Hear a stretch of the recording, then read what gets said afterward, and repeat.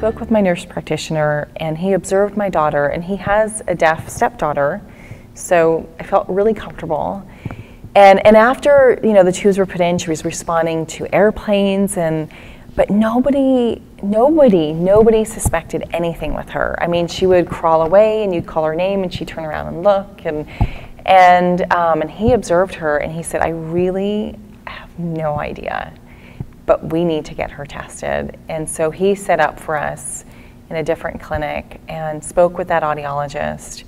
So there were no blinking lights, and then he knew, I mean, you could tell right away, and I could see through the booth watching that she was not hearing anything.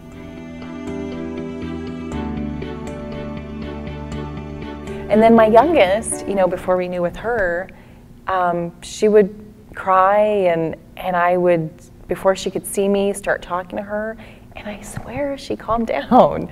And it was really confusing because I was paying attention and a lot more aware. And my husband and I were going around and around like, I think she can hear, but then I also think she can't.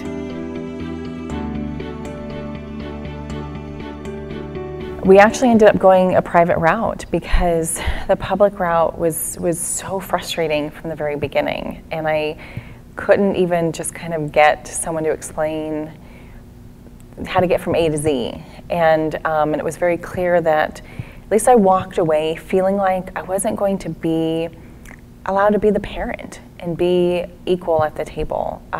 From the get-go, I was just told what I had to do, that this was how it was done. And so that's a huge driver in how I'm approaching things with this project.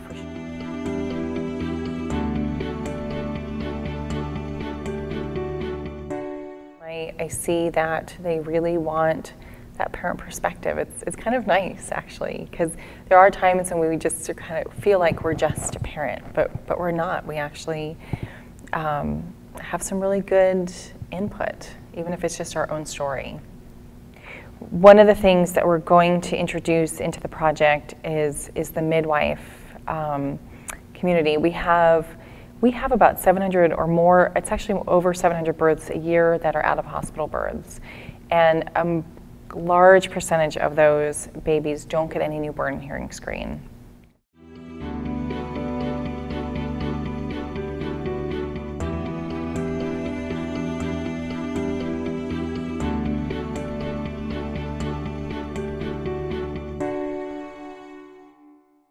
There's an emotional connection with our providers, and we need to know that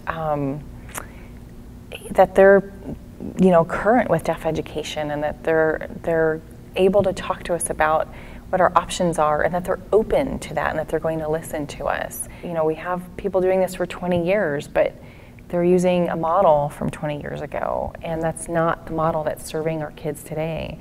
Our kids are just deaf or hard of hearing, and with the right tools and the right intervention, they can go off and do anything.